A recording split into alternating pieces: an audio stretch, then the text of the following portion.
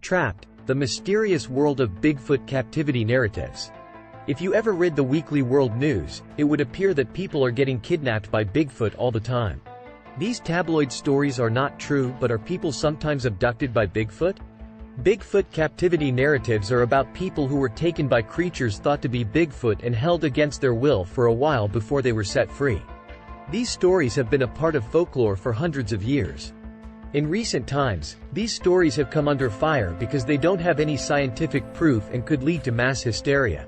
This video looks at the history of Bigfoot captivity stories, their themes, how they are similar to Indian captivity narratives, and the criticisms that have been made about them. There is a lot of folklore and stories in North America, especially in the Pacific Northwest, about Bigfoot, also called Sasquatch, stealing people. These stories have been told from one generation to the next, adding to the legend of this mysterious creature that looks like a person. There are tales and legends from many Native American tribes about creatures that look like Bigfoot. In some of these stories, these beings kidnap people from the tribe. For instance, the Skookum, a monster from the stories of the Salish people of the Pacific Northwest, is known for having a body covered in hair and being very strong.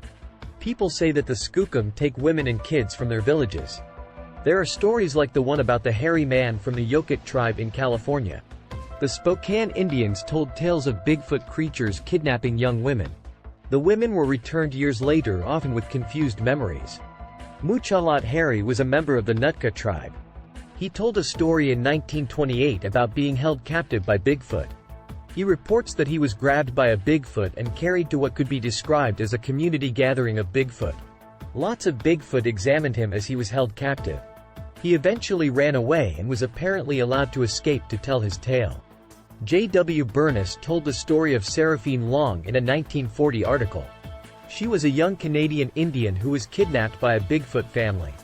She was kept for over a year and was returned to her people after she grew extremely ill. She gave birth to a Sasquatch child, but it died a few hours later. Albert Ostman, a Canadian, wrote one of the most well-known stories about being taken by Bigfoot. He said that a family of Sasquatches took him away in 1924 while he was prospecting in British Columbia. Ostman said that he was carried in his sleeping bag for a few hours before being set free in a hidden valley.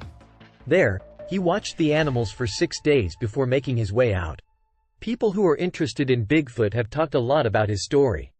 The Ape Canyon incident happened in 1924.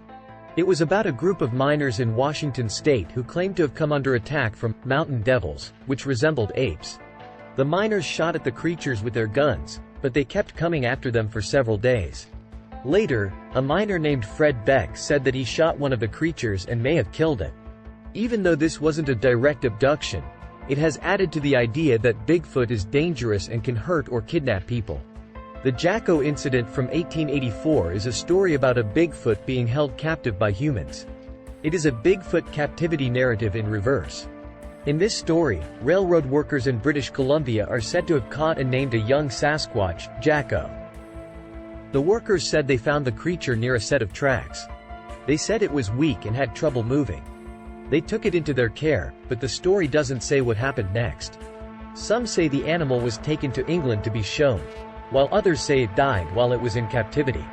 Many people have questioned whether or not this story is true, and primary newspaper accounts from the time show it was probably a hoax.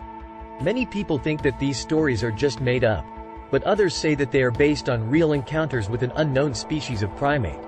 No matter what you think, it's clear that the legend of Bigfoot and stories of abductions have captured the public's imagination and continue to be interesting and controversial. The nature of Bigfoot is a common theme in these stories, and many of them say that they are smart and can think and talk in complicated ways. A common theme in these stories is how humans interact with Bigfoot, which often makes the humans feel scared and worried.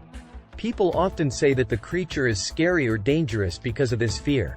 Many people have compared stories about Bigfoot holding captives to stories about Indians holding captives in the 1800s. In these stories, Native Americans take a white person, usually a woman, against her will.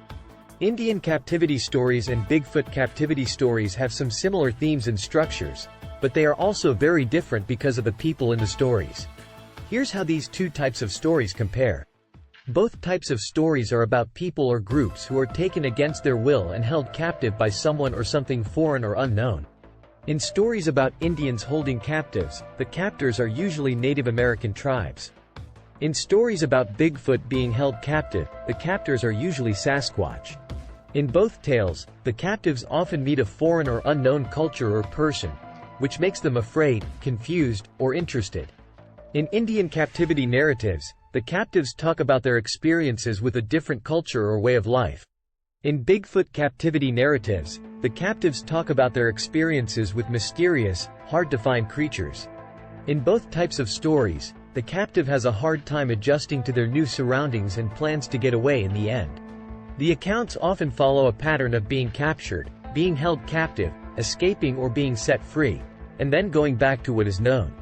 Both Bigfoot and Indian captivity narratives show how the captives' experiences changed how they saw the world and how they thought about it.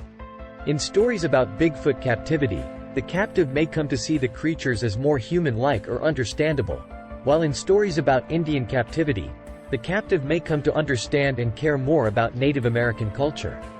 Both types of tales have been used to change how people think and feel about the things in the stories. Captivity narratives about Bigfoot add to the legends about the creature and can make people afraid or curious about the unknown. Indian captivity stories have been used for a long time to reinforce negative stereotypes and ideas about Native Americans. They were often used to show them as savages or enemies. Even though there are some similarities, it is important to remember that the two types of stories are different. Indian captivity stories are about real-life interactions between people from different cultures, while Bigfoot captivity stories are about possible encounters with a mythical creature.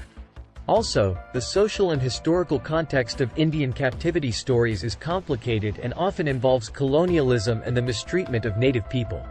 This is not the case with Bigfoot captivity narratives.